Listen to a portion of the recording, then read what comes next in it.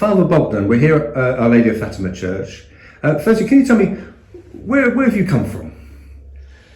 I come from Poland. I was born in Poland. All my family lives in Poland. My parents are still alive. I've got 3 other siblings, beautiful people. I miss them a lot.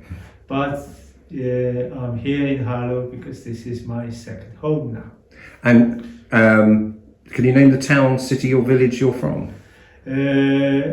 My parents live not far from the big place called, not a very big place, but a Harlow-sized place, Rzeszów. So I've got only 15 I fly to Rzeszów, and my parents live only 15 minutes from the airport. It's now the closest probably town to the border with Ukraine. So we've got many American soldiers there, and a lot of lorries waiting for supply to go to Ukraine. And you use that word. The word we've often asked people a question in all these films is home. Where to you now is home? My dear friend, home for me are people. It is someone who waits for you, whose door is always open for me. So every priest probably will tell you that when your parents are alive, you've got a home, because there is someone who is always waiting for you. So still my home is still in Poland, where someone waits for me.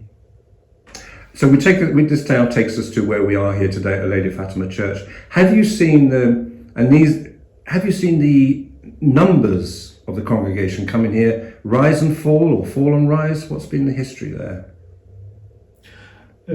Congregation, my congregation changes a lot.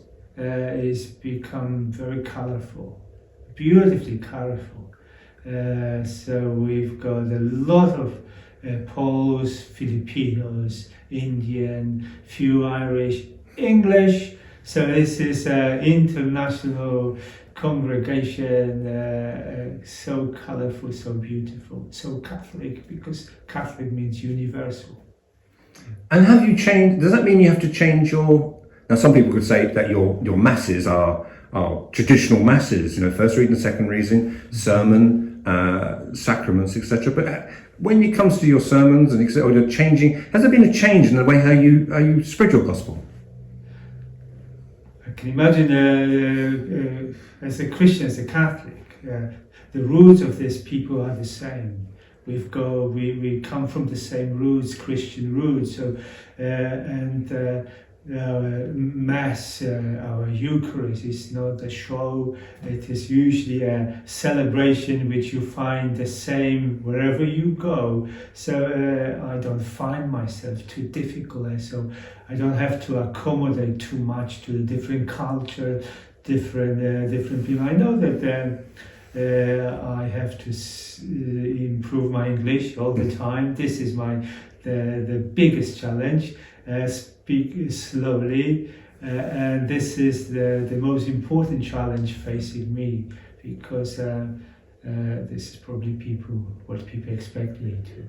Are you surprised at how 11? If I've got the right time right, 11 o'clock on a Sunday morning, it is really busy down here, or the Sunday Mass is very busy. 30 now. Sorry, are you surprised? Because sometimes people move country and cling to their faith and their church, and then sometimes people fade away. Are you surprised by the numbers? Mm-hmm. I can imagine people of my culture, Polish, the religion is still quite important to them. Africans, religion is incredibly important. Filipinos, Indian, they are very strong religious communities. So to be honest, I'm not surprised that still the churches are packed, because the church is the place where of meeting the same people, the same language, the same culture, and meeting of the people of the same faith. They need it to survive. It's so difficult to survive on your own, but if you come to the community, you see that they are not the only one who believes. It encourages you. Now, you also have masses in Polish. Yes. How long have you been doing that? At the beginning, when I arrived to Harlow, I wanted to integrate Poles into the English community, but at the same time I found that they prefer to pray and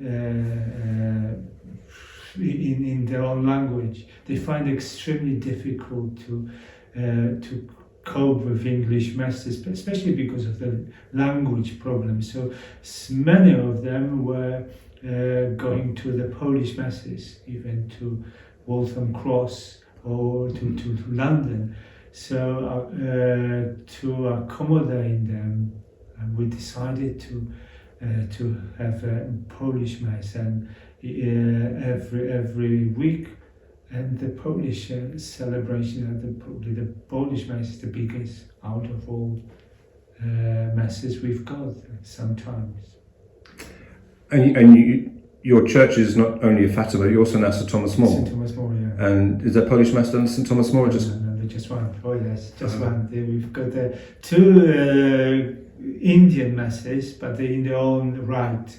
Silomarba and Canine Mass. So there are two different communities coming from all over area for their celebration, but they've got their own priests traveling to celebrate their Mass in their own right.